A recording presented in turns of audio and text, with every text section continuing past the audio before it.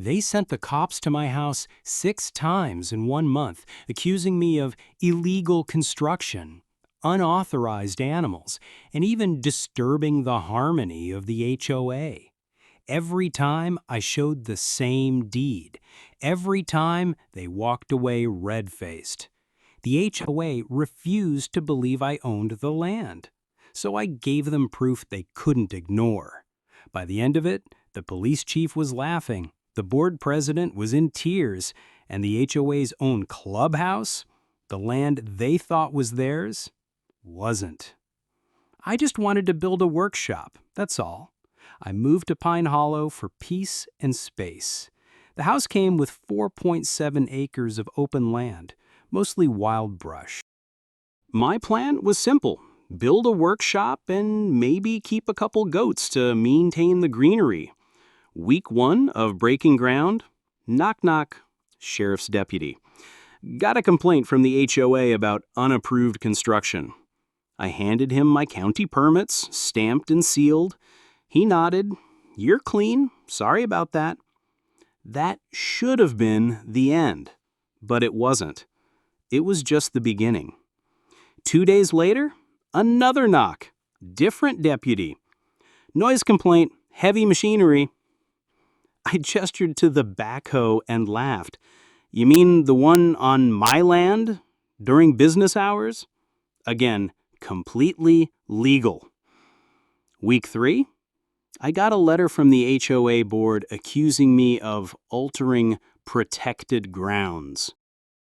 They said I was landscaping outside approved patterns. Except I wasn't even in the HOA.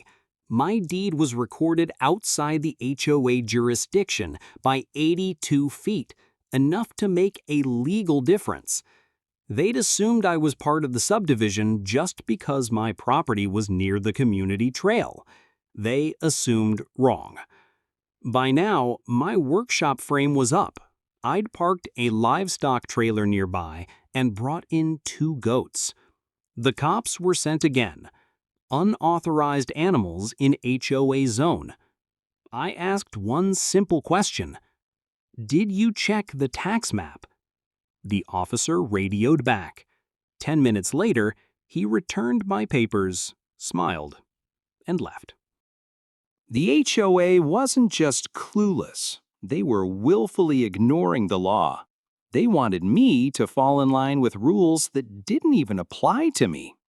So I decided to hit back, not with fists or lawyers, but with precision. I gathered all the documents, my deed, zoning records, parcel maps, and permits, and visited a land use attorney. He read everything, chuckled, then burst out laughing. "Not only are you not in the HOA," he said, "but technically, your property cuts off access to part of their trail system." That's right. There was a narrow strip of my land that led to a beloved hiking loop.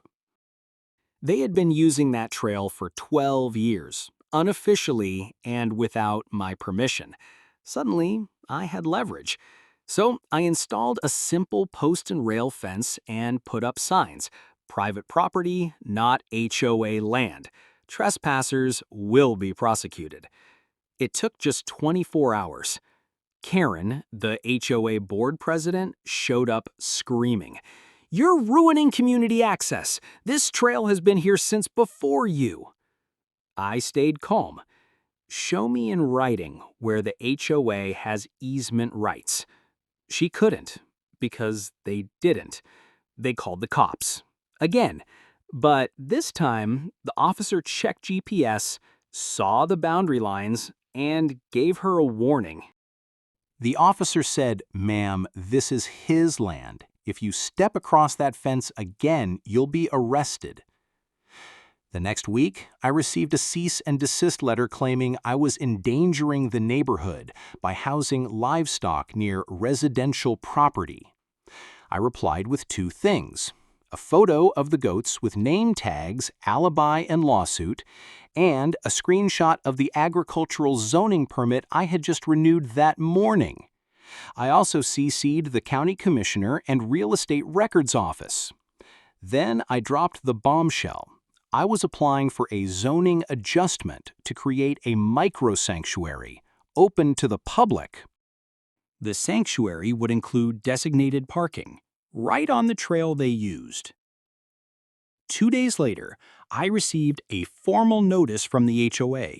This matter will be escalated to legal proceedings under the HOA Compliance Charter, Section 12A. That might have sounded scary if I were actually in their HOA, but I played along. At the emergency meeting, Karen brought a local lawyer. The moment I slid my deed across the table, he looked pale. "This isn't enforceable," he whispered to her. She snapped, "You're not helping."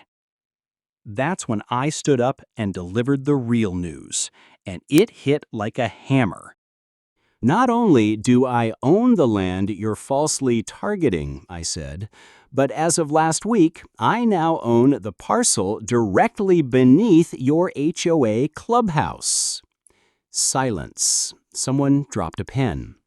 See, a month earlier, I'd discovered a sliver of land, lot number 41B, beneath the edge of their clubhouse and into the parking lot. It was originally a farm access road back in the 1960s. Turned out the HOA had unknowingly been leasing it from a trust that never updated records. I contacted the trustee. Quiet cash deal. $14,200 later, I owned the strip used for their parking lot and fire lane. They never checked, until now. They tried to hide it, but neighbors talk. When I posted a public land use change application on lot number 41B, people noticed and flipped. Residents realized their dues-funded clubhouse sat partially on land the HOA didn't own and now did so illegally. Karen called me a tyrant. I called the fire marshal. He confirmed the clubhouse couldn't stay open without approved access, and I didn't approve. I posted a legal notice to vacate within 30 days and gave a copy to the sheriff. The HOA had nowhere left to run. Their secret was out. The final HOA meeting I attended was packed wall to wall. Karen tried to hold things together, but it was chaos. A resident shouted, "How can you find someone who doesn't even belong to us?" Another yelled, "You're not authorized to meet on that land anymore."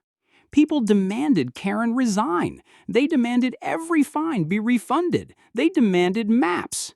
That's when I unrolled a giant zoning print with red ink outlining my parcels and HOA boundaries.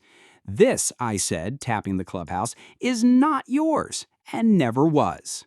Karen stood up, face red, and stormed out. No one's seen her on the board since.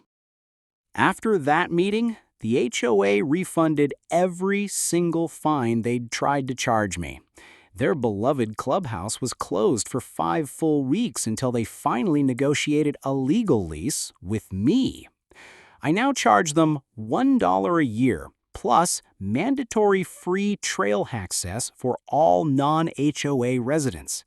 My little workshop? It's now a full-scale wood shop and wildlife sanctuary with goats, chickens, and peace.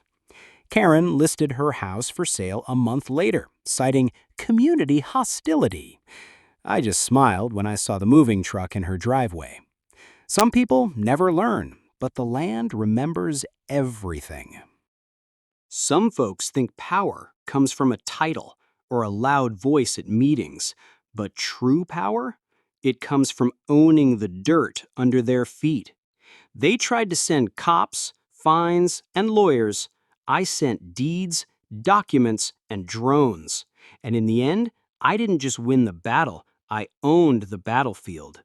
Love HOA karma stories where truth wins and fake authority crumbles? Hit subscribe and join the landowners who fight back smart. New stories every week.